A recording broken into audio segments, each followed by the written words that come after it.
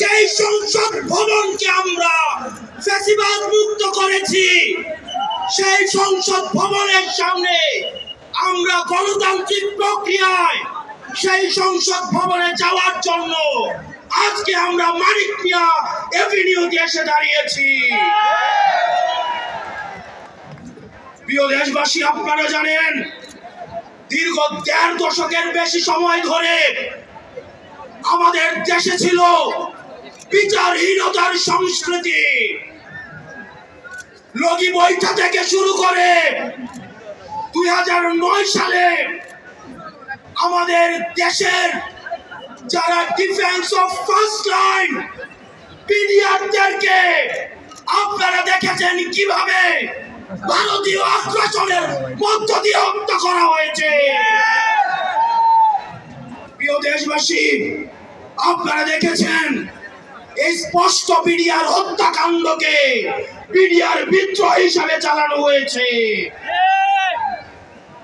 আপনারা দেখেছেন শাপলা চত্বরে আমাদের দাড়ি টুপিওয়ালা ভাইদের উপরে রাতের অন্ধকারে কিভাবে জেনোসাইড চালানো হয়েছে। আমাদের দাড়ি টুপিওয়ালা ভাইদের সামনে থেকে কিভাবে মাইক কেড়ে নিয়ে যাওয়া হয়েছে। প্রিয় দেশবাসী, আপনারা দেখেছেন বাংলাদেশে কিভাবে রাতের ভোট, কিভাবে দিনের ভোট রাতে চালু করার সংস্কৃতি চালু হয়েছে, দামি ইলেকশন চালু করা হয়েছে। আমরা ৫ই আগস্টে এই আওয়ামী লীগের এই দুঃশাসনের আমরা এই দুঃশাসনের কবর রচনা করেছি। আমরা বলতে চাই এই গণভবনে কে যাবে সেটি নির্ধারিত হবে বাংলাদেশ থেকে, ভারত থেকে সেটি নির্ধারিত হবে না। আমরা স্পষ্ট করে বলতে চাই এই সংসদে কে যাবে সেটি নির্ধারণ করবে বাংলাদেশের খেটে খাওয়া জনতা। এই সংসদের মস্তকে কে বসবে সেটি নির্ধারণ করবে এই ভূখণ্ডের মধ্যে যারা রয়েছে সেই ভূখণ্ডের মানুষ। আমরা দীর্ঘ ১.৫ দশকের বেশি সময় ধরে আমরা একটা জাতি গড়ে তুলতে পারি নাই।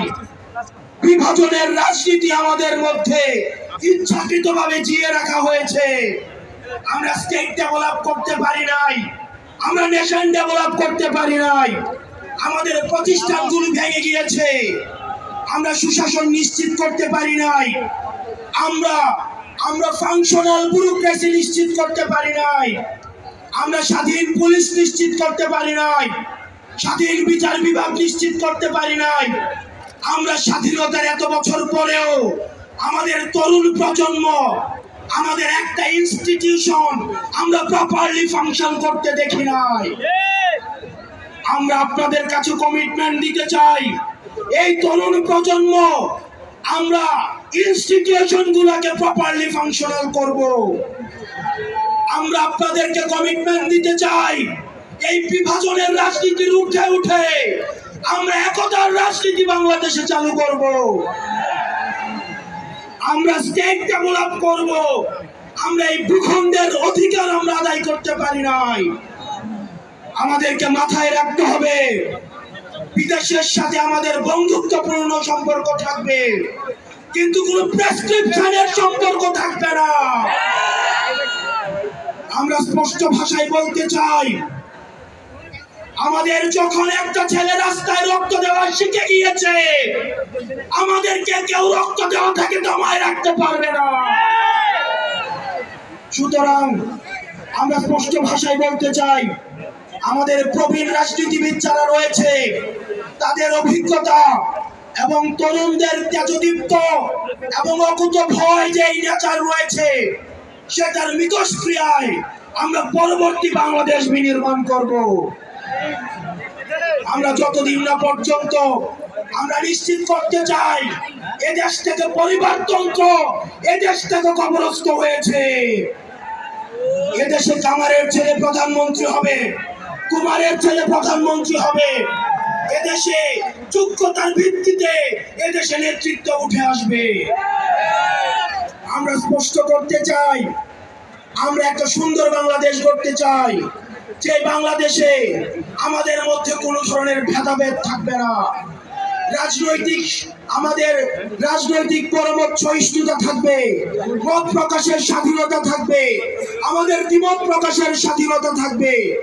আমরা একটা সমৃদ্ধ বাংলাদেশ গঠন করার জন্য আমরা আপনাদের কাছে কমিটমেন্ট দিচ্ছি, আমরা প্রতিজ্ঞা করছি। এই প্রতিজ্ঞার সাথে কারা কারা একমত রয়েছেন? ও ইনকিলাব জিন্দাবাদ,